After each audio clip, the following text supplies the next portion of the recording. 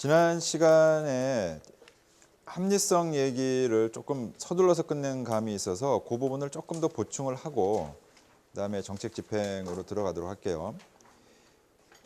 우리가 지난번 주제에서 얘기했었던 바가 크게 보면 세 가지입니다. 첫 번째는 인간이라는 존재가 의사결정하는 데 있어서 합리성이 이런저런 모양으로 많이 제한되어 있다.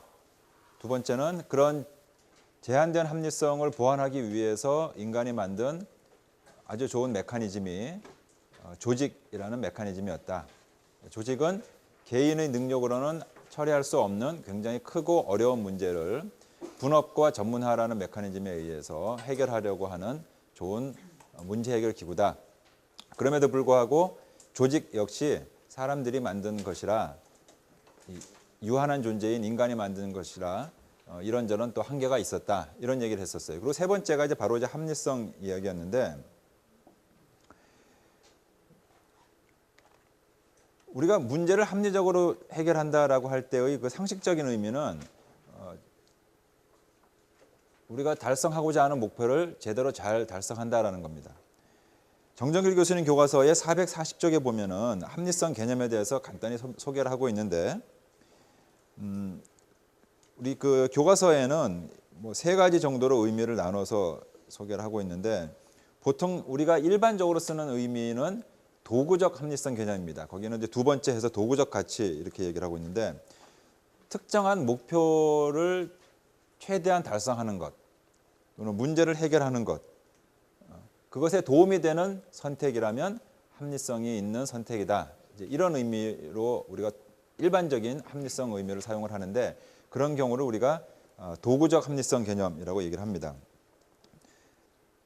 조금 느슨하게 사용할 때 합리적이라는 표현은 엄격한 의미에서의 레셔널리티보다는 그게 말이 되는 소리다, 이치에 닿는 소리다라는 정도로 사용되는 경우가 있어요. 그런데 우리가 통상적으로 이제 문제 해결 또는 정책 결정과 관련해서 합리성 얘기를 할 때 일반적으로 자주 사용하는 것은 교과서 440쪽에 있는 두 번째 의미, 도구적 의미가 되는데 우리가 정책은 가설과도 같다라는 말을 강의 초반에 계속 강조해서 했었죠. 그 말은 결정은 지금 내리지만 선택은 지금 하지만 과연 이 대안을 선택하는 것이 정말 문제 해결에 최대한 도움이 될 것인지 그 여부는 지금은 알 수 없고 나중에 알 수 있다라는 얘기를 했었죠.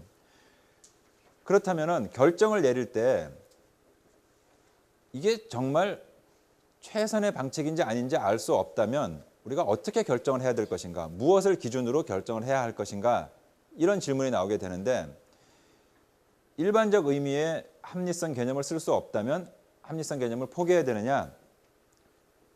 그건 아니고 또 다른 종류의 합리성을 한번 생각해 보자 해서 사이먼이 제시한 것이 바로 절차적 합리성이라는 개념이었죠. 교과서에도 441쪽에 실질적 합리성, 그다음에 절차적 합리성 이렇게 나오는데 실질적 합리성이라는 개념은 우리가 일반적으로 사용하는 바로 그 합리성 개념, 도구주의적인 그런 개념으로서 주어진 목표를 최대한 달성하는 것 이런 정도의 의미고 그런데 어떤 선택을 할 때 이 선택이 과연 그러한 합리성이 있는지를 확인하기 어렵기 때문에 그 합리성 개념 말고 즉 실질적 합리성 개념 말고 다른 종류의 합리성 개념을 한번 적용시켜 보자. 그렇게 해서 찾아진 다른 종류의 합리성 개념이 바로 절차적 합리성인데 간단히 말하자면은 결정하는 과정에 있어서 적합한 절차를 제대로 충실하게 밟아 나갔다면은 그렇게 해서 도달된 결론은 합리적인 결정이라고 받아들이자라는 겁니다. 그러면 절차를 제대로 밟았다면은 즉 절차적 합리성을 갖추었다면 그 정책은 반드시 실질적으로도 합리적인 정답인 선택일까? 꼭 그렇다는 보장은 없지만 확률이라는 면에서 볼 때 가능성이라는 면에서 본다면은 그래도 아무렇게나 결정하는 것보다는 주어진 절차를 제대로 거쳐서 나오는 결정이 실질적 합리성이 있는 결정으로 판정날 가능성이 클 것이다라는 겁니다. 그렇게 보면은 결국 절차적 합리성이라는 것은 그 자체가 중요하다기보다는 실질적 합리성을 확보하기 위해서, 즉 문제를 제대로 잘 해결할 수 있는 합리적인 해답을 찾기 위한 하나의 수단 정도로 생각할 수가 있겠죠. 다시 말하지만은 선택을 하는 이 시점에 있어서는, 결정을 내리는 이 시점에 있어서는 실제 합리적인 선택이 무엇인지를 확인할 길이 없기 때문에 다른 종류의 합리성을 의지해보자. 즉 절차를 제대로 잘 밟아 나갔다면은 그 선택은 아마도 실질적인 합리성이 있는 선택일 것이다 라고 믿고 우리가 결정을 해보자라는 겁니다. 그래서 이 실질적 합리성 또는 내용적 합리성이라고 하는데, 이 substantive rationality라는 것이 주어진 문제에 대한 정답 개념이라면은, 절차적 합리성은 정답을 찾아 나가기 위한 공식 정도로 비유할 수 있겠다, 이런 얘기도 했었죠. 그런데 절차를 제대로 밟았다라는 것이 실질적 합리성을 확보하기 위해서는 몇 가지 조건이 필요할 것 같다라 그랬어요. 지난 시간에 4가지를 빨리 설명하고 마쳤는데 그것 잠깐 다시 보면은, 첫 번째가 비판의 제도화라는 것이 있었죠. 이거는 결정 과정에서 참여자들 사이에 자유로운 토론과 비판이 가능해야 된다라는 얘기입니다. 그러니까 어떤 이유든지 간에 비판을 제한하면은 잘못된 논리, 잘못된 증거를 골라낼 수 없다라는 거죠. 인간은 누구나 논리 전개에 있어서 흠이 있을 수 있는데, 사람이라는 존재가 자기가 틀린 거는 자기는 잘 발견을 못한다라고 그랬어요. 하지만 남이 틀린 거는 귀신같이 찾아낼 수 있는 존재다라고 했었죠. 그래서 서로가 다른 사람의 잘못된 논리, 잘못된 증거, 잘못된 생각을 지적할 수 있도록 하게 되면은 결국 흠이 있는 논리, 흠이 있는 주장은 그만큼 도태될 것이고, 결국 흠이 적은 주장이 최종 결정으로 선택이 될 가능성이 높아지겠죠. 그래서 그걸 위해서 필요한 것이 바로 비판의 제도화이고, 비판이 자유롭게 허용되어 있어야 한다는 거고, 두 번째가 투명성이라고도 했었죠. 절차의 공개성. 모든 과정에 대한 정보가 외부 사람들에게 투명하게 공개되어야 한다. 인간이라는 존재가 아무도 보지 않으면은, 남들이 보지 않을 때는 좀 최선을 다하지 않는다든지 게으름을 피운다든지 뭐 나쁜 짓을 할 수도 있는데, 누군가가 나를 이렇게 쳐다보고 있다, 이런 상황에서는 함부로 나쁜 짓 하지 못한다, 함부로 게으름 피우지 못한다라는 거죠. 그래서 절차가 공개가 된다면은, 정보가 투명하게 공개가 된다면은 다른 사람들이 볼 때 말도 안 되는 논리를 자신의 지위를 이용한다든지, 또는 돈을 이용한다든지, 또는 뭐 완력을 이용한다든지, 또는 뭐 자기가 나이가 많다든지, 뭐 이런 그 비이성적인 방식을 동원해서 억지 주장을 관철시키는 일은 없을 것이다 하는 겁니다. 그다음에 절차의 공평성이라는 것은 결정 과정에 참여한 모두에게 동등하게 의사 결정 과정에 참여할 수 있는 기회가 보장이 되어야 된다라는 겁니다. 뭐 나이가 어리다든지 직급이 낮다고 해서 발언 기회를 주지 않는다, 이러면 곤란하다라는 거죠. 특히 대단히 낯선 문제에 대한 해결책을 찾는 과정에서는 나이가 많거나 직급이 높다고 해서 가지고 있는 그 오래된 경험이 별로 소용이 없는 경우들이 있습니다. 오히려 그럴 때는 과거 경험이 별로 없더라도 남들이 생각해 보지 못한 참신한 새로운 아이디어를 발굴하는 것이 더 필요할 수가 있는데, 만약에 발언 기회를 제한을 하게 된다, 그러면 뭐 나이가 어리다든지, 또는 뭐 서열이 아래라든지, 또는 뭐 직급이 아래라든지, 또는 뭐 학력이 좀 짧다든지, 이런 사람이 설령 좋은 아이디어가 있다고 하더라도 제대로 아이디어를 제시하기가 어렵게 되겠죠. 그래서 좋은 아이디어를 적극적으로 발굴한다는 차원에서는 누구나 공평하게 발언할 기회가 주어져야 된다. 그다음에 마지막으로 4번째가 절차의 적절성 문제인데, 이 부분은 쉽게 예를 들어 생각해 보면요, 좀 더 이해가 쉬울 것 같은데, 예를 들어서 핵 발전소를 어디에 짓는 것이 좋으냐, 또는 방사능 폐기 물질을 저장하는 창고를 어디에 짓는 것이 좋을까, 이거를 결정하는 데 있어서 지역 주민들의 의견을 참고하는 방식하고, 또는 반대로 지역 주민들의 의견은 들어보지도 않고 대통령이나 또는 장관이 혼자 결정하는 경우하고 어떤 경우가 더 적절한 결정이 나오겠는가 하는 겁니다. 어떨 것 같습니까? 상당히 위험성이 있는 시설이니만큼 장관이나 대통령이 혼자서 정한다라기보다는 여러 사람들의, 특히 지역 주민들의 의견을 수렴해 가면서 그래 우리 동네 하는 것도 괜찮겠다라는 사람이 다수가 있는 지역에 설정하는 것이 더 좋을 것 같아요. 동의됩니까? 반은 맞고 반은 틀리다고 할 수 있어요. 왜냐하면은 이 경우에 어느 지역을 선정할 것인가를 잘 한번 생각해 보세요. 방사능 폐기 물질을 저장하는 데 적합한 그 지형이 따로 있어요. 뭐 진흙밭이나 모래가 많은 지형 같은 경우는 적합하지가 않다 그래요. 주로 안반으로 된 지형이 적합하다 그래요. 그러면 대한민국에 있는 그 땅 중에서 과연 어떤 곳이 방사능 물질을 저장하는 이 장소로서 적합할까 하는 것은 지역 주민의 의견을 묻는다기보다는 그와 관련해서 전문적인 지식을 가지고 있는 사람에게 물어보는 것이 훨씬 더 정확한 판정을 구할 수가 있겠죠. 또는 원자력 발전소를 짓는데 원자로를 이걸 뭐 그냥 플라스틱으로 만들면 되나? 나무로 하면 되나? 뭐 돌로 해야 되나? 시멘트로 해야 되나? 콘크리트로 하나? 콘크리트 하면은 두께, 벽을 얼마나 하면 될까요? 10cm? 20cm? 1m? 10m? 이걸 우리 국민투표를 해봅시다. 이게 말이 될 것 같아요?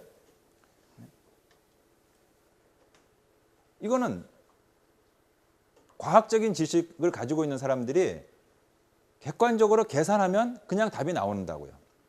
그러니까 이런 문제는 전문가들에 의해서 과학적 견지에서 결정되도록 내버려 두는 게 나을 거고, 그런데 예를 들어서 이렇게 봤더니 뭐 경주하고 뭐 광주하고 대구 뭐 이 세 지역이 핵발전소를 짓는데 아주 적합한 지형이다.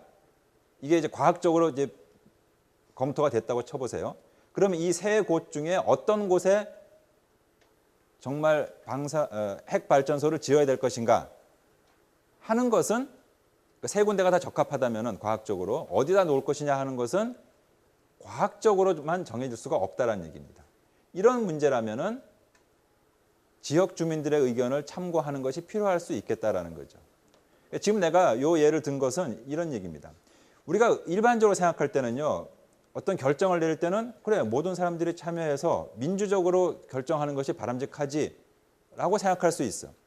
그런데 모든 의사결정이 다 민주적으로 이루어지는 게 과연 바람직하냐? 그건 아닐 수도 있다는 얘기입니다. 과학적인 지식이 충분히 있는 사안이라면 소수의 전문가들이 그냥 계산하면 돼요. 그거를 그냥 우리 여론조사하자, 다수결로 정하자, 이건 안 된단 말이에요. 지금 우리 저 뒤에서 그 카메라로 지금 열심히 찍고 계시는데 우리 저 카메라 위치를 어디에 둘 것인지를 한번 그 다수결로 정해봅시다 라고 하면은 굉장히 이상한 결론이 나올 수 있다는 얘기예요. 카메라에 대해서, 비디오 카메라에 대해서 잘 알지도 못하는 사람들이 그냥 이 얘기 저 얘기 막 하다 보면은 오히려 전문적인 견지에서 정하는 것보다 더 질이 떨어진 결정을 할 수가 있다는 얘기죠. 그러니까 그런 사안 전도라면은 전문가들에 의해 가지고 이루어지는 것이 훨씬 괜찮다. 그런 걸 가지고 비민주적인 결정이다라고 욕할 필요는 없다는 얘기입니다. 그럼에도 불구하고 우리가 민주적 절차에 대한 강조를 하는 이유는 과학적인 지식이 충분히 있는 사안들이라면은 심각한 문제가 사실은 아닙니다. 심각한 문제가 아니기 때문에 사람들이 별로 신경을 안 쓰고 그냥 전문가들이 알아서 하도록 내버려 둔다는 얘기입니다. 그런데 무엇이 정답인지 확인하기가 어렵고 객관적 그리고 과학적인 지식이 충분치 않은 영역이라면은 누가 전문가인지 확실하지 않기 때문에 많은 사람들의 의견을 들어보는 것이 더 좋다. 그래서 민주적인 의사결정 절차가 바람직하다. 이런 얘기를 할 수 있다는 거지 모든 결정 절차가 다 민주적이어야만 한다. 이렇게 말할 수는 없다는 겁니다. 그래서 이 네 번째는 바로 이겁니다. 문제의 성격에 따라 가지고 어떤 방식의 절차가 적합하냐가 다를 수 있다는 얘기입니다. 그러니까 어떤 한 가지 방식이 모든 문제 해결에 다 적용돼야 된다 이렇게 볼 수는 없다라는 거죠. 근데 실은 이제 이 부분이 참 어렵습니다. 왜냐하면 또 사람들마다 어떤 절차가 과연 적합하냐에 대한 판단 자체가 달라져요.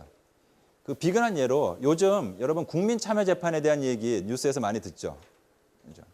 안도현 씨가 지난 대선에 뭐 이런저런 얘기를 한 걸 가지고 이제 뭐 명예훼손이니 뭐니 해가지고 뭐 재판이 이루어졌는데 국민참여재판을 신청을 해가지고 이제 배심원들이 뭐 미국식 배심원 제도는 아니지만 어쨌든 배심원들이 이제 판결이 아니라 배심원들이 판정해 보니까 이건 무죄다. 그래서 이제 법원에서는 그렇게 하나 했더니 또 재판장의 판결은 판사의 판결은 또 아니다. 그래도 일부 유죄다. 뭐 이렇게 다르게 나왔단 말이에요. 이제 이걸 두고서 어떤 분들은 국민참여재판이라는 그 절차가 적어도 정치적 성격을 띤 문제를 재판하는 데 있어서는 별로 적합하지 않을 것 같다. 이 얘기는 무슨 말일까요? 정치적 사안이라면은 재판을 할 때 자칫하면은 여론에 의해 가지고 휘둘릴 수 있는 그런 국민참여재판이라는 절차보다는 전문 재판관이 사법적인 판단으로 정확하게 전문적으로 판단을 내리는 것이 더 나은 절차일 수 있다. 이런 주장이 되는 거죠. 그런데 여러분들이 요즘 뉴스에서 보면 알겠지만은 어떤 사람들은 아니다. 그런 경우에도 국민참여재판이라는 절차가 더 낫다라고 주장하는 사람도 있고 뭐 어떤 사람들은 국민참여재판이라는 것 자체가 말도 안 된다. 일반인들이 법에 대해서 뭘 아냐. 알지는 못하는 사람들이 괜히 감정에 휩싸여가지고 그런 중요한 판정을 내린다는 것은 이거는 적절하지 않다. 이렇게 얘기하는 사람들이 있다는 거죠. 그래서 원론적으로는 결정해야 될 사안의 성격에 따라서 절차가 달라져야 된다까지 말은 할 수 있는데 케이스 바이 케이스로 구체적으로 그럼 이 사안에 대한 결정을 내리는 데는 어떤 절차가 좋으냐 요거를 확인한다는 것은 사실상 굉장히 어렵다라는 겁니다. 자, 이제 그 정도로 하고 정책 과정의 세 번째 큰 단계인 집행 단계로 들어갑니다. 정책 과정을 크게 5단계로 구분을 했었죠. 정책 문제를 형성하는 단계, 그다음에 그 확인된 문제를 해결하기 위한 방안을 선택하는 단계, 결정 단계가 있었고 세 번째가 집행이고 네 번째가 평가, 다섯 번째가 종결 또는 뭐 수정이었는데 이 전체 과정 중에서 집행 단계 쪽이 학문적 연구가 제일 좀 빈약한 것 같아요. 양적으로도 그렇고 질적으로도 그렇고 다른 분야에 비해서 그러니까 다른 과정들에 비해서 이 집행 쪽은 결정 과정에서 선택된 아이디어를 실제로 현장에서 직접 시행에 옮기는 겁니다. 이건 아주 구체적인 성격을 띠게 되고 정책의 성격들이 굉장히 판이하게 다르기 때문에 현장에서 이루어지는 양상도 굉장히 차이가 날 수 있다는 겁니다. 이제 그래서 그런지 어떤 일반적인 논의를 하는 그런 이론화 작업이 다른 단계들에 비하면은 상당히 좀 부족한 것 같습니다. 그래서 이 집행 단계는 가능한 한 좀 빨리 지나가고 요 다음번에 나오는 평가 쪽이 중요하니까 그쪽에 좀 더 초점을 맞추도록 할게요. 집행의 개념은 이 부분은 이제 교과서 10장이죠. 정책 집행의 그 개념이라는 거는 정책의 내용을 실현시키는 과정이라고 할 수 있는데 결정 단계에서 정하는 거는 머릿속에 있는 겁니다. 가설과 같다는 얘기 계속 했었는데 가설이라는 거는 아직 시행되기 이전 단계, 그러니까 머릿속으로만 존재하는 것보다 서류상으로만 존재하는 거예요. 이게 정말 효력을 발휘할지, 정말 문제를 해결할 수 있을지 이거는 현실의 현장에서 실제로 해봐야만 알 수 있다는 거죠. 그래서 아이디어를 액션으로 옮기는 단계를 우리가 집행 단계라고 간단히 말할 수 있는 거죠. 정책 집행과 관련해서 이 개념의 변화는 뭐 중요한 얘기는 아닌데 전통적 견해와 현대적 견해로 이제 구분할 수 있다고 보통 얘기를 합니다. 행정학 개론 시간에 아마 여러분들이 정치행정 뭐 1원론, 2원론 이런 거 들어봤죠. 전통적 견해는 굳이 따지자면은 정치행정 2원론과 좀 유사한데 정책을 결정하는 현상과 정책을 집행하는 현상은 명백히 구분될 수 있고 또 구분되어야 한다라는 시각이고, 정치행정 이론론 시각에서 보자면은 정책 결정이라는 현상과 집행이라는 현상을 엄격하게 구분하는 것은 곤란하다라는 얘기입니다. 이에 대해서는 좀 이따가 또 보도록 하고, 일단 정책 집행이라는 것이 왜 중요할까, 왜 의미를 갖는가를 먼저 생각해 보죠. 우선 첫 번째로 정책 집행을 어떻게 하느냐에 따라 가지고서 효과라든지 또는 결과가, 성과가 완전히 판이하게 달라질 수 있다는 얘기입니다. 그래서 우리가 정책 결정할 때 정책 결정이 마치 그 가설을 정하는 것과 같다라고 얘기를 했는데, 과학 방법론에서 말하는 그 가설과 좀 다른 부분이 바로 이제 이거 부분입니다. 결정을 어떻게 하느냐 뿐만이 아니라 똑같은 결정이라고 하더라도 집행을 어떻게 하느냐에 따라 가지고서 그 성과에 있어서 대단히 큰 차이가 날 수 있다는 얘기입니다. 그 대표적인 예를 우리가 복지 정책에서 찾아볼 수가 있는데, 혹시 여러분들 중학교나 고등학교 시절에 학교에서 혹시 이런 경험을 해봤는지 모르겠어요. 우리가 지금 이제 의무 교육을 실시하고 있잖아요. 그래서 등록금도 안 내고 하여튼 학교 다니게 하는데, 집안이 가난한 학생들은 밥 먹기도 어렵다. 그래서 도시락을 제공을 해줍니다. 이게 이제 학교에 급식 시스템이 있는 경우에는 그냥 같이 먹기도 하고 하는데, 예전에 이제 급식 시스템을 갖추지 않은 경우에 그 저소득층 학생들에게 이제 정부에서 돈을 내서 도시락을 학생들에게 주는 거예요. 혹시 여러분 학교 다니면서 그 선생님이 야 누구 도시락 받아라 이렇게 하고 나눠주는 거 혹시 본 적 있나요? 그게 여러분 학급에 그런 학생이 해당자가 없어서 그랬을 수도 있고, 또는 그런 학생이 있는데 선생님이 다른 학생들은 안 보게 그 학생만 따로 불러가지고 도시락을 줬기 때문에 여러분들 눈에는 안 보였을 수도 있어요. 실제로 현장에서 몇 번 문제가 됐었던 사안입니다, 이게. 이해되죠? 어떤 얘기인지. 입장을 바꿔서 만약에 여러분들이 저소득층이야, 또는 뭐 부모님이 없어요, 또는 뭐 경제적으로 굉장히 어려워. 그래서 도시락을 못 사오는데 국가에서 어쨌든 복지 정책의 일환으로 학생들한테 굶으면 안 되니까 도시락을 줘. 그런데 이 도시락을 주는 것까지는 괜찮아. 그러니까 정부에서 예산을 할당을 해서 복지 예산을 할당을 해가지고 도시락 못 사오는 학생들한테 도시락을 주자라는 결정을 내렸어. 학교까지 도시락이 왔어요. 자, 그런데 이 도시락을 그 해당 학생에게 주는 방법이 어떻게 되느냐에 따라 가지고서 이 정책의 효과가 완전히 달라질 수 있다는 얘기입니다. 이해되겠죠?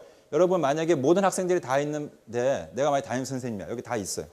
야 아무개 이리 와. 너 이거 받아가.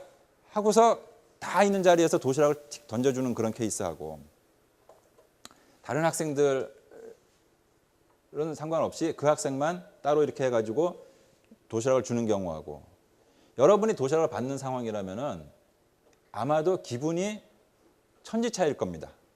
그렇겠죠. 이 복지 서비스 같은 경우가 사실 이런 경우가 많아요. 정부에서 예산 할당하고 프로그램 다 짜놨어. 그런데 이 복지 서비스를 실제로 전달하는 과정에서 그 서비스를 받는 대상자가 굉장한 모멸감을 느끼게 전달하게 될 경우도 있다라는 얘기입니다. 이거는 정부에서 결정을 잘못했다라기보다는 집행하는 과정에서, 서비스를 전달하는 과정에서 충분한 고려를 하지 못하면 돈은 돈대로 드리고 도시락은 분명히 주는데 자원은 소요가 됐는데 사람은 오히려 더, 그 서비스를 받는 사람은 오히려 더 기분 나빠하고 더 불쾌해하고 더 불행한 느낌을 갖게 되고, 내가 이게 뭐냐 비참한 생각을 갖게 되고, 그러면 오히려 정책의 효과는 형편없이 떨어지게 되겠죠. 그러니까 이런 게 결정을 내리는 것도 중요하지만은 그에 못지않게 집행을 어떤 방식으로 하느냐 굉장히 중요하다라는 얘기입니다. 그래서 집행을 어떤 식으로 하느냐 그 스타일에 따라서 정책의 효과가 완전히 달라질 수도 있겠다라는 거죠. 그다음에 두 번째 정책 집행의 의미라는 거는 정책은 가설과도 같다는 얘기를 했기 때문에 실행을 하고 나면은 이게 맞는지 틀린지를 알 수가 있는 거예요. 그러면은 실행이라는 것은 또는 정책 집행이라는 것은 우리가 그동안 알지 못했었던 새로운 지식을 알 수 있는 과정이 되는 겁니다. 시행해 봐야 이게 괜찮은 방안인지 잘못된 방안인지를 알 수 있다는 거죠. 그래서 이렇게 해서 축적된 지식은 학문적으로 정책을 연구하는 데 도움이 될 뿐만이 아니라 실제 정책 결정 과정에서 차후에 이와 유사한 문제에 대한 결정을 내리려고 할 때 굉장히 중요한 소스 자료가 된다는 거죠. 즉 피드백이 될 수 있다는 얘기입니다. 정책 집행의 일반적인 특징을 보면은 이 부분은 교과서에 간단하게 나오긴 했는데 결정된 정책을 시행하는 과정 역시 또 다른 의사결정 과정이다. 이거는 굉장히 쉬운 얘기인데 우리가 그 정책의 그 속성으로서 우리 강의 초반에 얘기했던 것 중에 목표와 수단의 계층제라는 거 있었죠. 맨 위에 목표 하나 있고 큰 목표, 그 목표를 달성하기 위한 수단들이 몇 가지가 있는데 그 수단이라는 것이 저절로 이루어지는 것이 아니기 때문에 그 수단을 달성하기 위해서 또 하위 수단들이 필요하고 그래서 목표 수단, 근데 그 수단이 또 다른 목표가 돼서 그 밑에 수단이 나오게 되고 그 수단이 또 목표가 되고 그 밑에 하위 수단이 나오고 이렇게 해서 마치 계층제 모양을 갖는다. 그래서 목표와 수단의 계층제라는 얘기를 했었죠. 요거 사실 여러분들 개인적으로 생각해 보면은 좀 더 이해가 쉬울 것 같은데 혹시 여기 있는 남학생 중에 구체적으로 물어봐. 여자친구 있다 그랬나? 없니? 너 있니?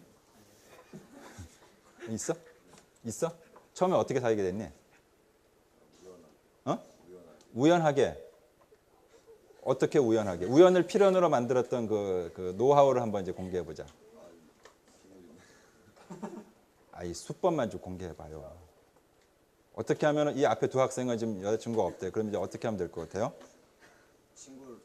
친구를 통해서 우연히 소개를 친구를 통해서 우연히 소개받는다는 게 말이 되나?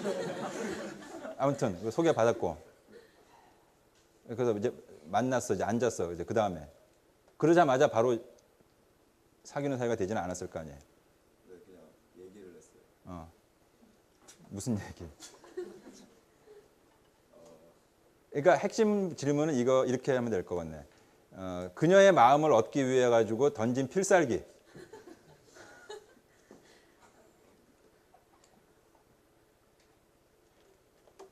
모르겠는데. 모르는 건가? 안 가르쳐 주는 건가? 내가 고등학교 때 이런 적이 있었어요. 내 친구가 학원 다니면서 어떤 여학생을 봤는데 너무 이쁘다고 애가 너무 반해가지고 얘가 공부도 안 하고 얘 어떡하냐 맨날 그러는 거예요. 그래서 나도 그 당시에 여자친구도 없었지만은 야 여자들은 그래도 그 무드를 좋아한단다. 그러니까 뭔가 무드 있는 걸 좀 선물한다든지 하면 좋지 않겠냐? 그래서 이 친구가 무드 있는 선물 뭐가 있을까 생각하다가 레코더판, 그 당시에 이제 LP 레코더판을 골랐어요. 여러분들 한번 생각해 보세요.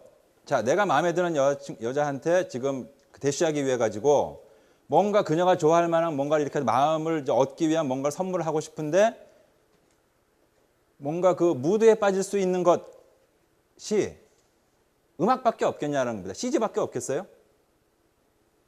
생각해보면 여러 가지가 있을 수 있어. 뭐 꽃을 주는 것도 있을 수 있고 뭐 초콜릿은 그런가요? 초콜릿도 살찐다고 싫어할 수도 있으니까 뭐 손으로 직접 편지를 예쁘게 쓴다든지 하여튼 이런 방법이 있을 수 있는데 그 중에 하나를 선택하는 거야. 그럼 이건 뭡니까? 사귀기 위한 목적을 위해서 여러 가지 가능한 대안 중에 하나를 선택한 정책 결정이에요. 그죠?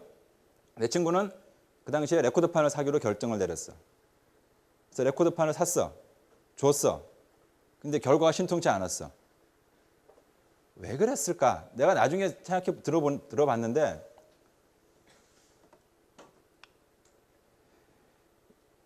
만약에 마음에 드는 여학생이 있는데 CD를 선물하고 싶어. 어떤 CD를 살 것 같아? 그래, 너라면 어떤 CD를 줄 것 같아? 해본 적 있어 혹시? CD를 선물해 본 적 있나? CD를 선물한다면 어떤 걸 선물할 것 같아? 대중가요. 대중가요.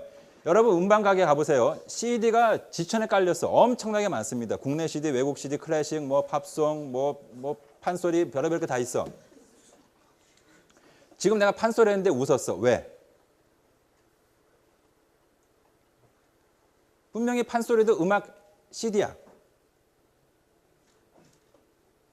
자, 음악이 있는 CD를 선물하자라는 결정을 내렸죠. 이제 이걸 집행을 하는 거야. 집행을 하려면 우선 CD를 사야 돼. 어떤 CD? 라는 결정을 해야 된다는 겁니다. 집행하는 과정에서 세부적으로 결정을 또 해야 돼. 여러분이라면 어떤 CD를 결정하겠어요? 자네 같으면? 사랑 노래가 세상에서 제일 많아. 그럼 그 중에 어떤 거? 어느 가수? 아니면 경음악? 뭐 한국 가수? 외국 가수? 우리나라 발라드 가수. 우리나라 발라드 가수도 많지, 그지? 신승훈, 뭐 성시경, 누구? 성시경으로 하고 그러면 성시경의 앨범도 많아. 그 중에 어떤 거? 전부 다 하나, 둘, 골라? 인기 있는 앨범으로 한 장, 두 장, 한 장만, 한 장만. 그 샀어요. 성시경의 인기 있는 앨범 하나 사기로 결정을 했어. 그럼 다 됐나요? 아니지. 줘야지. 그죠? 어떻게 줄 거 같니? 따로 연락을 해서 나와라 그러고 그러면 어디로? 몇 날, 며칠, 몇 시에 어디로? 결정해야 되는 거죠. 주로 나갈 때 뭐 입고 나갈 거야? 결정해야지. CD를 줄 때 그냥 음반 가게에서 준 거 그냥 그걸 틱 줄 건지 아니면 여기다 포장을 할 건지 뭐 하다못해 이 꽃망울 같은 거라도 하나 딱 붙일 건지 아니면 그냥 줄 건지 거기에다가 네 사인이라도 해서 줄 건지 아니면 그냥 줄 건지 여러분 생각해 보세요. 음악 CD를 선물하자라는 굉장히 심플해 보이는 결정이었는데 이거를 시행에 옮기는 과정을 생각해 보게 되면은 그 사이에 수많은 결정이 계속해서 이루어지는 겁니다. 그렇게 보면은 사실 집행이라는 것은 어찌 보면은 또 다른 결정들을 계속해서 해나가는 연속이다 이렇게 볼 수 있는 거예요. 그러니까 개념적으로는 결정하고 그다음에 시행하는 것 이렇게 나눠볼 수가 있지만은 현실에 있어서의 우리가 집행이라는 것은 집행 과정이라는 것은 사실상 계속된 결정들의 연속이다라는 겁니다. 이성의 마음을 사로잡고 싶다라는 그 목적 하에서 그러면 무드 있는 선물, 그래 음반 이런 결정을 했는데 집행하는 과정에서 계속적인 결정을 또 하고 또 하고 또 했다는 얘기죠.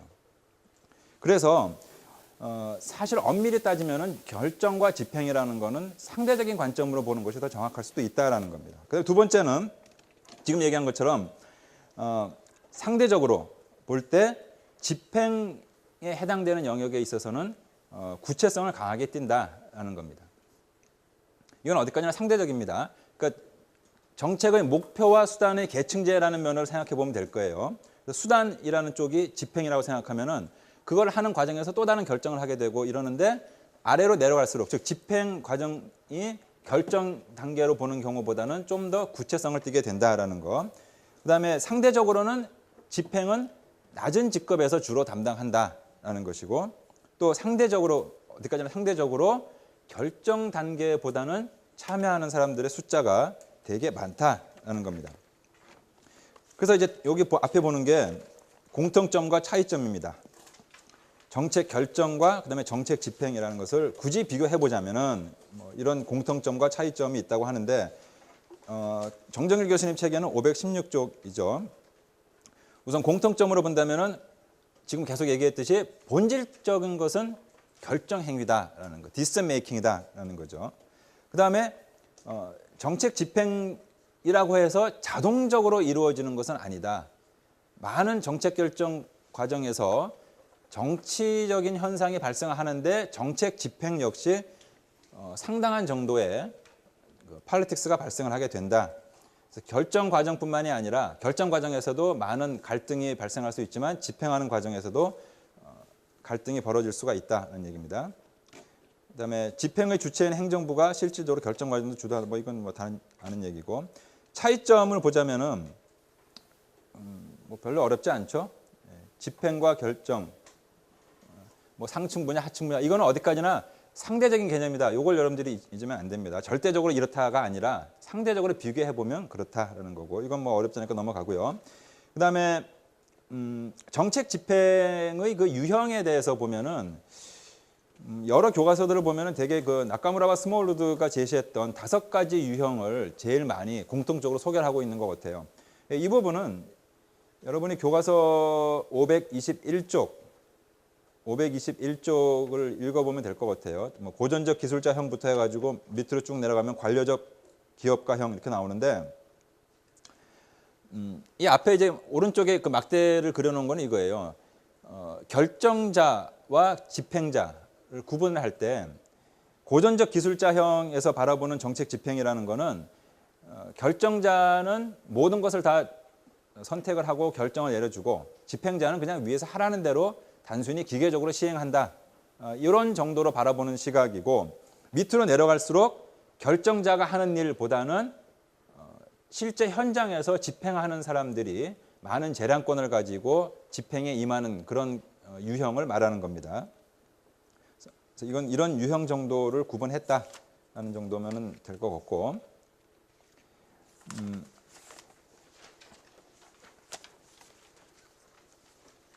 아까 처음 시작할 때 정책 집행 분야가 정책 연구 중에서 상대적으로 그 양적으로나 질적으로나 그렇게 많은 연구가 되어져 있지 않은 것 같다, 이런 얘기를 했었는데,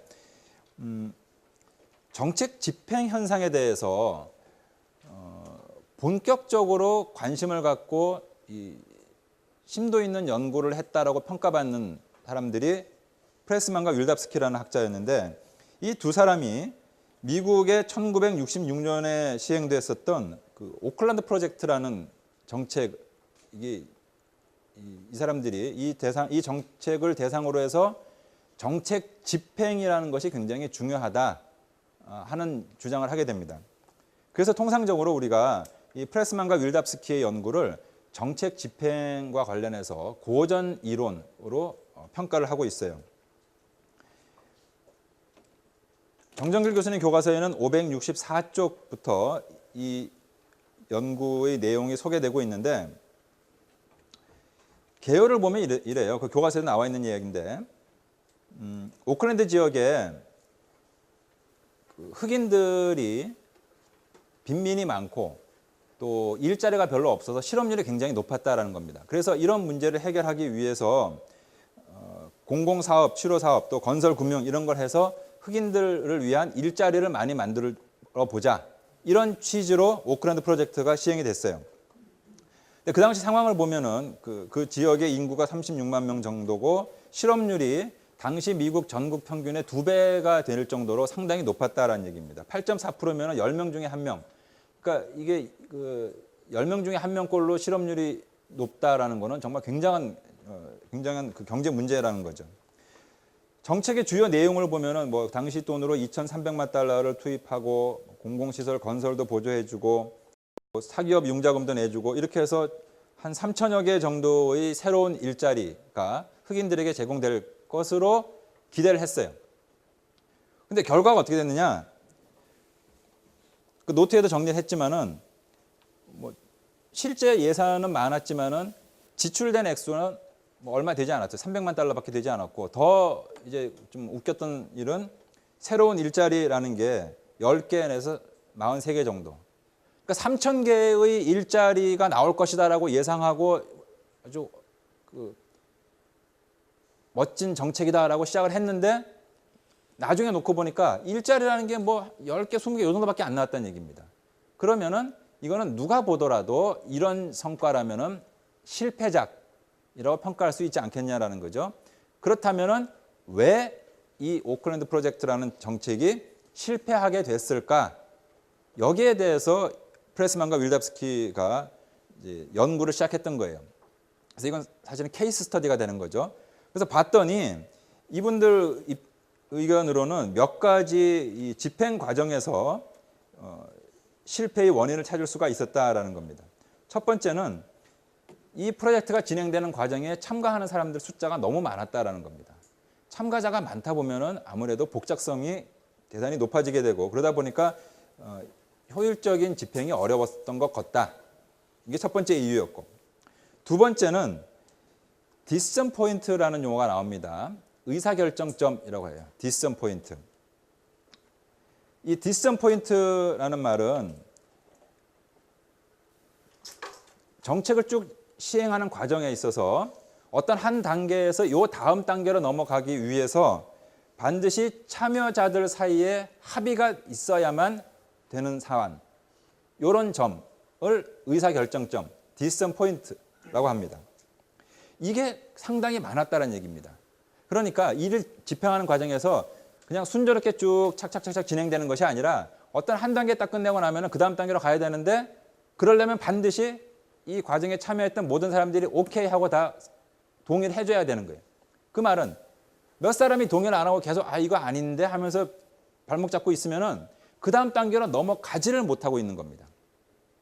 그러니까 이게 진척이 제대로 되지를 못하고 지지부진했었다라는 거죠. 그런 의미에서 이 의사결정점, 디시전 포인트를 비토 포인트가 됐다라고도 합니다. 거부점이라는 거죠. 그러니까 의사결정점이라는 것 개념이 다음 단계로 넘어가기 위해서 반드시 모든 참여자들의 동의가 있어야 되는 사안이라면 몇 사람이 동의 안 해주면은 전체를 다 스톱시켜버리는 일이 되는 거죠. 그래서 비토할 수 있는 점, 비토 포인트라고도 한다는 겁니다. 거부점이라는 거죠. 그다음에 세 번째로는 중요한 지위에 있는 사람들이 프로젝트가 진행되는 과정에서 교체가 되었다라는 겁니다. 요거는요 굉장히 중요합니다. 실제로 뭐 기업도 그렇고 학교도 그렇고 정부도 그렇고 최고 의사결정권자, 최고 디시전 메이커가 관심을 가지고 있으면은 밑에 사람들이 열심히 해요. 그런데 최고 이 디시전 메이커가 별로 관심을 갖고 있지 않아. 그러면 정책을 이제 시행해야 된다라고 서류상으로는 돼 있어도 사람들이 별로 관심을 안 기울인다라는 겁니다. 그 전에 우리나라 정보화와 관련해서 전두환 대통령 당시에 그 최신부 얘기를 했었을 겁니다. 그리고 그때 국가기관 전산망 사업이라고 해가지고 뭐 전 공무원을 전산 요원화 해야 된다라든지 국가기관 전산망 깔아야 된다라는 거, 이거 전두환 대통령이 굉장한 관심을 가지고 청와대 차원에서 적극적으로 리드를 했어요. 그러니까 각 부서들이 열심히 했어. 그런데 그 다음번 대통령, 노태우 대통령 시기에는 우리나라가 정보화와 관련해서는 상당히 그 지지부진했었던 시기라고 보통 평가를 많이 합니다. 왜 그렇게 됐느냐? 대통령 본인이 정보화 쪽에 대해서 별다른 관심이 없었다라는 게 일반적인 평인 것 같아요. 그러다 보니까 이 정보화를 추진하는 그 기구 자체도 굉장히 축소가 되고 위상도 떨어지게 되고, 이러니까 부서들 사이에 조율도 잘 안 되고, 그래서 그냥 최신부만 그냥 또는 정보통신부만 혼자서 막 하려고 애쓰다가 제대로 되지 않은 그런 경우가 됐었다라는 거죠. 그러다가 그 다음번 YS 김영삼 대통령 시기에는 또 이게 굉장한 그 박차를 가게 되는데, 지금의 이 우리나라의 그 굉장한 인터넷 네트워크가 깔리게 됐던 그 계기가 바로 김영삼 대통령 그 정부 때 시행이 됐었던 초고속 정보통신망 사업이라는 겁니다. 이게 사실 그 전부터 쭉 할 수도 있었는데 노태우 대통령 당시에 대통령 차원에서 별로 관심이 없었기 때문에 정보화라는 사업이 좀 지지부진하다가 김영삼 대통령은 정보화, 그다음에 세계화 이런 쪽에 굉장한 관심을 가졌기 때문에 그때 아주 바짝 서둘러 가지고 그 정책적으로 그 초고속 정보통신망 사업이라는 것이 대규모로 시행이 됐었다라는 거죠. 그 덕에 지금 이런 정도의 굉장한 인터넷 망이 설치가 되게 됐던 거죠. 이 예에서 보듯이 집행을 하는 과정에서 중요한 위치에 있는 사람들이 바뀌게 되면은 새로 온 사람이 그 사안에 대해서 많이 알고 있고 또 관심도 많으면 다행인데 되게 새로 오게 되면은 별로 관심도 없거나 잘 모르기가 쉬워요. 근데 이 자꾸만 교체되다 보면은 일을 하다가 또 사람 싹 바뀌어 버리면은 그 전에 하던 사람이 알고 있던 바는 후임자는 잘 모르게 되고 이러다 보니까 일이 지지부진된다라는 겁니다. 그다음에 목표와 수단 사이에 타당한 인과관계가 결여됐었다. 이 말은 실제 이 오크라ን드 프로젝트를 통해서 달성하고자 하는 목표는 흑인들에게 일자리를 많이 주자라는 거였어요.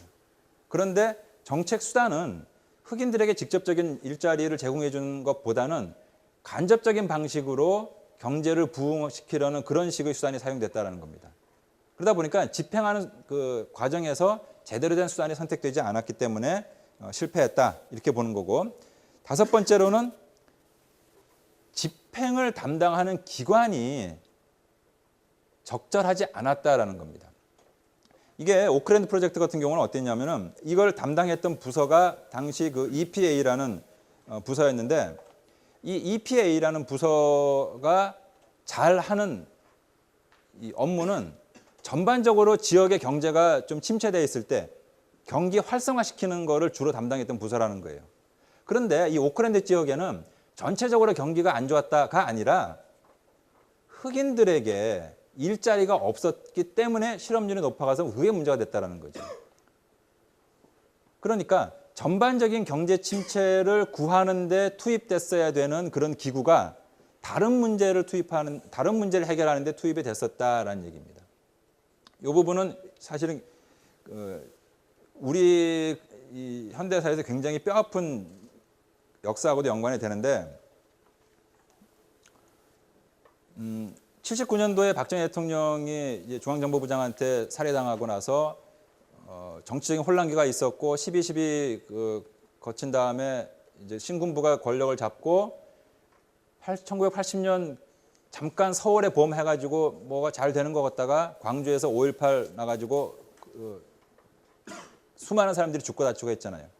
그런데 5.18 그 당시 광주에서 일어났던 거는 사실은 반역도 아니고 뭐 간첩들이 내려와 가지고 뭐 폭동을 일으킨 것도 아니고 북한의 이 특수군이 뭐 후방 침투해 가지고 난을 일으킨 이런 것도 아니란 말이에요.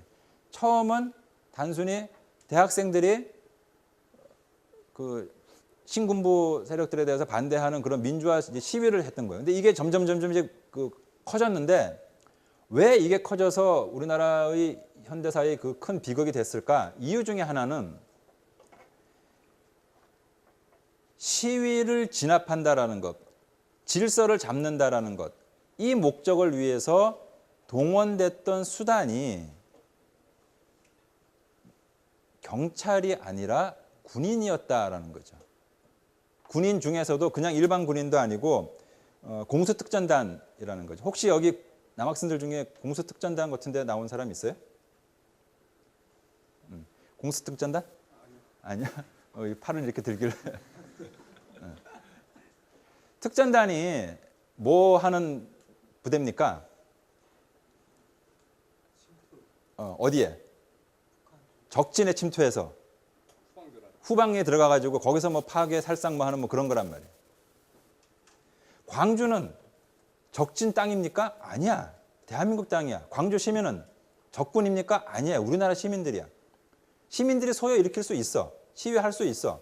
그러면 그럴 때 시위를 진압하라고 만들어진 조직이 경찰이야. 또는 뭐 그 전투 경찰들. 그러니까 경찰은 치안 유지라는 목적을 위해서 만들어졌고 그 목적을 위해서 기능하도록 훈련되는 조직입니다. 군대는 특히 특전단은 시민들의 질서를 잡으라고 치안 유지하라고 만들어진 조직도 아니고 그걸 위해서 훈련된 조직이 아니야. 이 부서는 적진 후방에 침투해가지고 거기서 살상하고 파괴하는 것, 그래서 후방 교란시키라는 것, 이 목적으로 만들어졌고 그거 잘하도록 훈련받은 집단이야. 물론 이제 신군부에서 뭐 나름대로 의도가 있어가지고 뭐 그 특전단을 뭐 투입했다고 볼 수도 있고, 만약에 우리가 그냥 좀 잘 봐줘서 설마 그 당시 그 신군부에서 정말 그렇게 끔찍한 살인을 하리라고는 정말 믿기지 않는다. 인간이라면 차마 그런 짓을 일부러 시키진 않았을 거다라는 변명을 우리가 믿어준다면은 이렇게는 볼 수 있을 것 같아요. 당시 이제 전국 곳곳에서 막 시위가 벌어지니까 이거 경찰들 가지고 시위 진압하기가 지금 버거운 거예요. 근데 광주에서 또 뭐가 일어났대요. 막 크게 지금 시위가 번지고 있대. 근데 경찰을 보내려니까 부족해. 그러니까 그냥 특전단 보내자. 이랬다면은 설령 의도에서는 그런 의도가 없었다고 하더라도 대단히 잘못된 집행 수단, 즉 집행 기관을 잘못 선택했다라는 거죠. 시위 진압에 적합한 부서가 있고 적진에 들어가 가지고 때려 부수고 살상하고 하는 거에 적합한 부서가 있는데 엉뚱한 곳에다가 엉뚱한 기관을 투입시켜 가지고 집행을 하라고 했기 때문에 이 사람들은 배운 대로 한 거죠. 그러니 총 쏘고 사람 죽이고 폭파하고 뭐 이런 것밖에 안 한 거야. 그래서 적진 후방에서 했어야 될 일을 우리 시민들한테 했기 때문에 광주 시민들은 더 막 화가 나가지고 이렇게 더 확산돼 버린 거고, 그래서 결국 이 광주의 비극이 된 것 아니냐라는 거죠. 그러니까 물론 이거는 얼마든지 다른 해석도 가능하고 다른 정책의 해석도 가능하지만 우리가 정책 집행이라는 관점에서 본다면은 굉장히 중요한 교훈 하나가 바로 이거라는 겁니다. 문제 성격에 적합한 이 정책 수단을 동원해야 된다. 이 경우는 집행을 담당하는 그 기관이 그 문제 성격에 적합해야 된다라는 거죠. 이게 맞지 않으면은 마치 야구 선수 추신수를 축구 선수 대신에 넣어가지고 네가 슈퍼스타니까 축구 게임 한번 잘해봐라. 또는 홍명보 감독 보고 대한민국 야구팀 지휘해가지고 뭐 WBC인가요? 뭐 거기 가서 한번 해봐라. 라고 맡기는 거나 똑같다는 얘기입니다. 어떻게 되겠습니까? 홍명보 감독이 아무리 축구의 귀재라고 하더라도 대한민국 야구팀을 맡아가지고 올림픽 나가면 죽쓰지 않겠습니까? 그런 얘기가 되는 겁니다. 제대로 된 적절한 집행기관을 선정해야 되는데 오클랜드 프로젝트 경우에 보니까 문제 성격과 굉장히 차이 나는 잘못된 부적절한 정책 집행기관을 선정했기 때문에 실패한 것 같다라는 얘기입니다.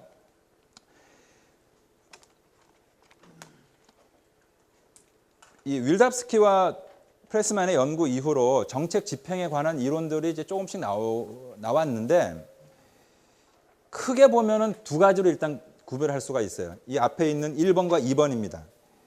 여러분 교과서에는 정정규 교수님 교과서에는 569쪽과 589쪽, 569쪽, 589쪽에 탑다운 어프로치, 그다음에 바텀업 어프로치라는 게 나와 있어요. 이 하향적 접근 방법이라는 것은 탑다운이라고 하는데 위에서 아래로 내려보낸다는 그런 방식입니다. 그래서 위에서 모든 걸 결정하고 자세히 설계해주고 지침 마련해주고 그다음에 아래에 있는 현장 일선에 있는 그 집행자들한테는 자 이렇게 정한 대로 지침대로 하면 된다고 지시하는 이런 상황이고, 상향적 접근이라는 거는 그 반대가 되는데 위에서 모든 걸 결정하고 내려보낸다. 이거는 사실은 불가능하고 적절하지도 않다. 정책 결정하는 사람이 아니라 집행을 하는 또는 일선에 있는 현장에 있는 사람들이 중요한 결정을 내리고 위로 건의할 수 있어야 된다는 겁니다.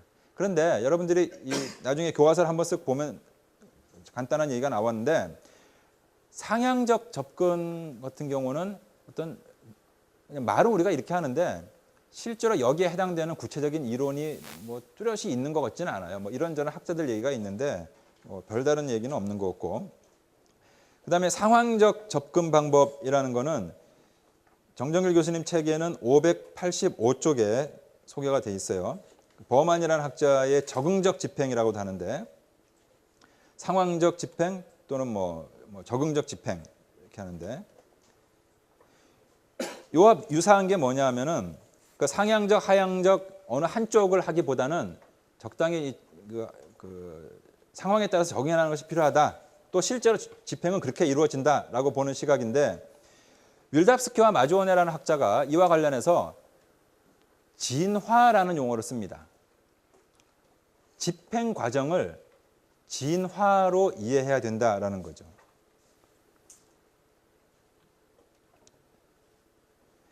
정책 과정 처음부터 끝까지 정해진 그대로 한 치의 오차도 없이 쭉 진행되는 것 이런 건 없다라는 겁니다. 정책이라는 게 자, 뭘 우리가 어떻게 한다라는 기본 방침이긴 하지만 이게 한 치의 오차도 허용되지 않는다 또는 실제로 벗어나지 않는다 이런 식의 픽스된 설계는 결코 아니라는 얘기입니다. 집행하는 과정에서 실제로 대단히 많은 수정과 변화 또 재해석 이런 게 실제로 일어나요. 그래서 이거를 진화라는 개념으로 이제 설명을 하는 겁니다. 계속적인 과정이기 때문에 그 과정에서 끊임없이 재설계되고 또 재해석되고 변화가 이루어지게 된다라는 거죠. 그래서 이 관점에서 보게 되면은 정책 집행이 다 끝난 다음에 나타난 결과는 처음에 정책 결정에 참여했던 사람들이 생각했던 그 정책과는 꽤 다른 모습의 정책이 실제 현장에서는 이루어질 수 있다는 겁니다. 그러면 결과는 실제 나타난 결과는 무엇에 의해서 영향을 받겠습니까? 처음에 결정했던 사람들 머릿속에 있는 그 아이디어에 의해서 나온 것이 아니라 집행하는 과정에서 현장 담당자들에 의해서 재해석되고 수정되고 변형된 그런 진화된 정책이 실제로 현장에서 어떤 효과를 나타내게 된 것이다라는 거죠. 옛날에 어떤 그 장관 했던 분이 그런 얘기를 하시던데 옛날에 농림부 장관을 하셨던 분인데 국무회의에서 예컨대 어떤 특정한 농업 정책에 대해서 쫙 이게 설계해가지고 이렇게 판을 멋있게 딱 짜놨어요. 그리고 이제 시행을 하는 거야. 나중에 자기가 이제 현지 시찰을 한다고 이렇게 내려가 보면은 현장에 가 보면은 국무회의에서 또는 농림부에서 장관, 차관 또는 국장 이런 그 리더들, 디시전 메이커들끼리 생각했던 거하고는 완전히 다른 게 시행이 되고 있더라. 이런 경우가 비일비재하다 그러시더라고. 그래서 이걸 어떻게 비유하시냐면은 우리는 호랑이를 그려서 내려보냈는데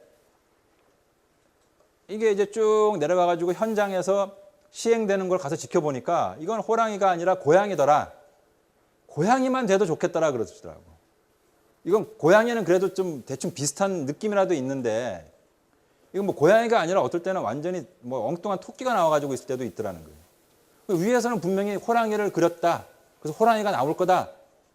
그러고 이제 믿고 있는데 정작 현장에 가서 시행된 걸 보니까 이거 완전 토끼 같은 게 되고 있더라라는 겁니다. 이게 말이 결국 무슨 말인가? 집행하는 과정에서 계속해서 끊임없는 변화가 이루어지는 것. 그러니까 이게 바람직하냐 아니냐를 떠나가지고 일단 그것이 현실이다라는 겁니다. 그리고 이 규범적인 차원에서도 진화가 허용이 되어야 한다라는 게 상환론적인 집행 이론이에요. 이 부분은 마지막에 보도록 하고, 이거 이제 그림으로 한번 본 겁니다. 정책이라는 것이 그 집행 과정을 거치면서 맨 위에 있는 것처럼 결정하는 사람들이 네모를 그렸으면은 끝까지 네모가 돼서 시행이 되느냐? 그렇지 않고 시행되는 과정에서 이렇게 저렇게 모양새가 바뀌고 재해석되고 수정되고 변형된다라는 겁니다. 이건 그냥 그림으로 그려놓은 거니까 이해하면 될 것 같고,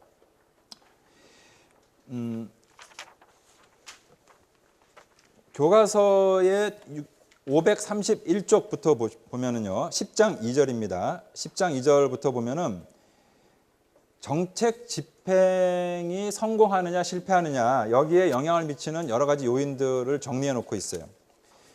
그런데 이 요인들이라는 게 어떤 일반화된 이론이라고는 생각되지 않고 정책에 관한 이런저런 연구들을 쭉 정리를 해 보니까 집행 과정에 이런 부분들이 영향을 미치는 것 같다. 그래서 이런 것들을 쭉 이렇게 한번 모아서 정리한 것 정도입니다. 그러니까 이게 전부 다라는 얘기도 아니고 꼭 이렇게 분류하는 것이 절대적이다라는 것도 아닙니다. 그냥 이렇게 나열적으로 한번 본 거다. 이 정도로 생각을 하면 됩니다.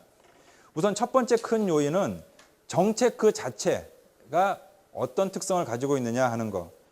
이것도 집행의 성패에 영향을 미친다라고 보는데, 예컨대 정책 내용의 명확성, 일관성. 우리가 지난 시간에 조직 내에서 의사 전달, 정보 전달이 쭉 되는 과정에서 이런저런 그 노이즈가 생긴다라는 말을 했었죠. 뭐 왜곡을 비롯해서 정책 내용이 명확하지 않다든지 하면은 집행이 어렵다라는 얘기고, 뭐 소망성도 마찬가지 얘기예요. 내용적인 차원 또는 실질적인 차원에서 바람직하냐 또는 절차적인 측면에서 바람직하냐, 이거는 이런 얘기예요. 여러분이 시행을 담당하는 정책 집행자인데 정책의 내용이 야 이거는 전혀 소망스럽지 못해. 그렇다면 집행하는 사람들 입장에서는 사실 그 정책을 충실히 시행하기가 쉽지 않다는 얘기입니다. 이거는 우리가 가끔 영화 같은 거 보면 이런 얘기 나옵니다. 예컨대 저기 옛날에 아놀드 슈발제네거가 나왔던 그 영화였는데, 미래를 그린 영화였는데요. 런닝맨이었나? 아무튼 미래를 그린 건데, 이 아놀드 슈발제네거가 이제 그 말하자면 경찰 대장이에요. 그래서 어디 뭐 시위가 일어났대. 그래서 이게 폭도들이 다 진압해라. 그래서 이제 헬리콥터 타고서 군인들 데리고 쭉 가서 보니까 뭐 여자들도 있고 애기들도 있고 이건 뭐 그런 폭도들이 아닌 거야. 그냥 빈민촌에 있는 사람들이 뭐 그냥 좀 떠드는 그런 정도야. 그런데 이제 본부에서는 상관없다. 다 쏴 죽여라. 발사해라. 그러니까 아놀드 슈발제네거가 정의의 사나이니까 발사를 안 했어. 말하자면 이런 겁니다. 이건 뭐 영화의 예를 들긴 한데, 정책의 내용이 집행자 입장에서 볼 때 이건 전혀 바람직하지 않다라고 한다면은 그 정책이 제대로 집행되지 어려울 거다라는 얘기고, 절차적 측면은 우리가 아까 절차적 합리성 얘기를 했는데, 사실 이 시행될 때 이게 꽤 중요한 경우가 있어요. 그러니까 어떤 결정이 떨어졌는데 그 과정이 탐탁치가 않아. 또는 그 과정이 정해진 절차를 제대로 밟지 않았어요. 그러면 집행하는 과정에서 제대로 된 집행이 이루어지기 어렵다. 사람들이 제대로 순응하지 않을 가능성이 크다라는 겁니다. 그다음에 집행에 필요한 자원, 수단 확보 안 되면은 뭐 이것도 어려워지는데, 예를 들어서요. 요즘 여러분들 혹시 회 좋아하는 사람들이라면은 아마도 횟집 가거나 또는 뭐 뷔페 식당 갔을 때 회를 잘 안 먹게 될 것 같아. 요새 생선 가게가 잘 안 된다 그러죠. 왜 그럴까요? 후쿠시마 원전 때문에 그래. 거기서 뭐 방사능 물질 막 퍼져 나오니까 뭐 제주도에서 잡았다라고 하는데, 아이 그 물고기가 제주도에만 왔다 갔다 하겠느냐, 뭐 일본까지 쭉 갔다 올 수도 있는 거고, 그래서 불안해서 못 먹겠다라는 거죠. 심지어 어떤 경우는 제주도 쪽에서 잡은 고등어예요라고 하는데 사실은 일본에서 수입된 고등어더라. 이런 경우들이 종종 있어요. 며칠 전에 TV에서도 그 특집을 한번 한 것 같던데, 우리나라 저 시장에서 팔리는 생선 중에 국산이다라고 하는데 일본에서 온 수입된 것이 그냥 막 국산으로 둔갑해서 팔리기도 하고, 또 예전에 그거 기억날 겁니다. 2008년에 그 광우병 파동 났을 때 미국산 쇠고기 이거 먹으면 머리 구멍 나가지고 죽는다 아마 걱정해가지고, 그때 강화됐던 게 뭐냐 하면은 식당이나 또는 고깃집에서 고기 팔 때 원산지 정확하게 표기해라라는 겁니다. 그런데 장사하는 사람들이 때로는 이익을 더 보고 싶은 마음에 미국산 소고기를 이렇게 섞어가지고 국산 한우로 둔갑을 시킨다든지, 아니면 수입육이긴 한데 미제가 아니라 호주에서 온 거다, 뭐 호주 청정육이다, 이런 식으로 둔갑해가지고 파는 경우들도 있어요. 그러면 일반 소비자들은 잘 몰라. 그래서 원산지 표기를 강화해야 된다고 해서 시행해야 되는데, 아마도 여러분들은 이거는 뉴스에서 몇 번 본 적이 있을 것 같아요. 소고기 같은 걸 딱 보고서 또는 생선을 보고서 이게 어느 나라 건지를 정확히 안다는 건 쉽지가 않습니다. 일반인들은 몰라요. 그럼 소수의 전문가들만이 알 수 있어. 소고기 같은 경우도 원산지를 확인하려고 하다 보니까 소수의 전문가들이 나와가지고 점검을 하는데 이 단속 반응 수가 턱없이 부족한 거예요. 그러니까 당시 이명박 정부에서 미국산 소고기 수입 이제 많이 한다. 이거는 미국과의 그 통상 교섭 때문에 어쩔 수 없다. 그 대신 원산지 표시는 철저하게 하겠다. 단속 철저히 하겠다라는 결정까지는 괜찮았다고 볼 수가 있는데 실제로 그 정책이 집행되는 과정에서 단속 업무를 담당할 기관, 사람들, 인력 크게 부족하다는 얘기죠. 그러다 보면은 정책 내용 자체는 괜찮다고 하더라도 집행이 필요한 자원이 없다 보니까 집행이 제대로 되지 않을 수 있다라는 겁니다. 어려운 내용은 아니죠. 그다음에 정책 결정자, 그다음에 또 관련된 집단으로부터 어느 정도의 서포트를 받느냐 하는 건 역시 집행 과정에 큰 영향을 미친다고 봅니다. 아까 전두환 대통령, 노태우 대통령, 또 김영삼 대통령 얘기했던 것처럼 높은 자리에 있는 고위 결정권자가 얼마만큼 관심을 가지고 있느냐 하는 것, 이게 집행에 힘을 실어주는 굉장히 중요한 요인이 됩니다. 또 하나는 대중 및 언론으로부터 어느 정도의 지지를 받느냐. 아무리 내용적으로 좋고 국회에서 다 동의했다고 하더라도 일반 여론이 대중들이 수용하지 않으면은 시행한다는 것이 굉장히 어렵습니다. 이거는 상식적인 얘기가 되는 거고, 대상 집단이 또 어떤 태도를 갖느냐 하는 것도 역시 마찬가지죠. 이게 이제 대표적으로 나타나는 게 재개발한다고 그 살고 있는 사람들 막 내쫓아 버리는 거 있죠. 이거 그 건물들 이제 철거해야 되니까 막 어떤 식으로 철거해야 되냐, 제발 좀 나가주세요도 안 나가고 이러면 이걸 깡패를 동원하는 경우도 있고 막 잘못하면 막 싸움박질 벌어지고 막 사람 다치고 막 이런 일들이 벌어질 수 있다는 거죠. 대상 집단이 어떤 태도를 보이느냐 하는 것도 집행에 큰 영향을 미치고, 그다음에 집행 조직 또는 담당하는 사람들, 집행을 담당하는 사람들이 어느 정도의 능력과 의욕을 가지고 있느냐, 이것도 굉장히 중요하다는 거죠. 오늘은 여기까지만 합시다. 다음 시간에 수능에 대한 이야기, 그다음에 집행자의 재량권에 대한 얘기 이거 마저 맞춰버리고 금방 마치고 바로 정책 평가로 들어가도록 할게요. 네. 자, 출석 체크 못한 학생 와서 얘기하세요.